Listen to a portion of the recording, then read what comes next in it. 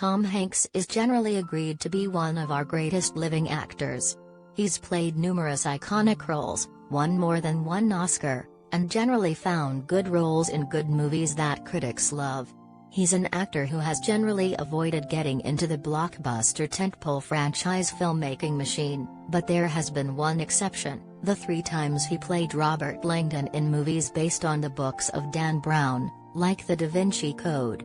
They have not been Hanks' finest hours according to most critics, and Hanks seems to agree, calling the movies hooey.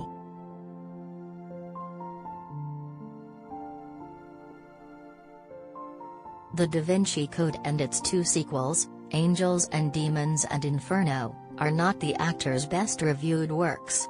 They are, however, among his highest-grossing works, with The Da Vinci Code being Hanks' highest-grossing live-action movie globally. There is often seen to be a strong dividing line between movies that are made to be successful commercially and those that aren't, and Hanks admits to EU that these movies were very much commercial endeavors, and he doesn't seem to have much of a positive opinion about them now. Hanks said,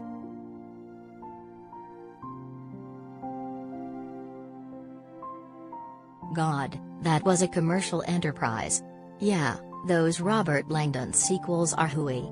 The Da Vinci Code was hooey."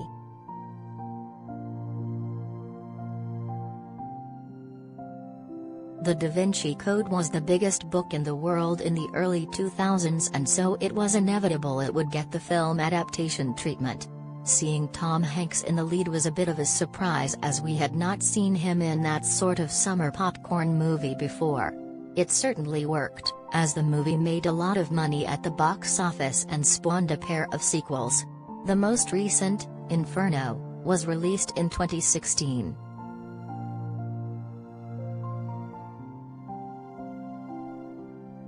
Tom Hanks doesn't seem to hate the movies or regret making them. He calls them delightful scavenger hunts, but he certainly seems to understand what the movies were and what they were not. And Hanks has no problem making movies that are more focused on box office receipts than anything else.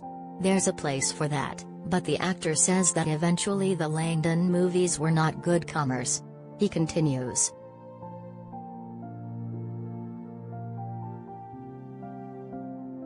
"There's nothing wrong with good comers, provided it is good comers. By the time we made the 3rd, we proved that it wasn't such good comers."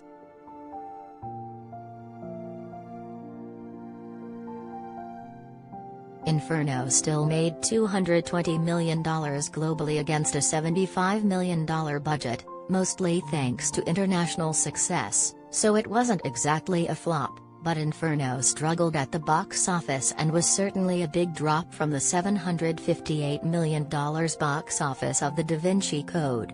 That is what you call good comers.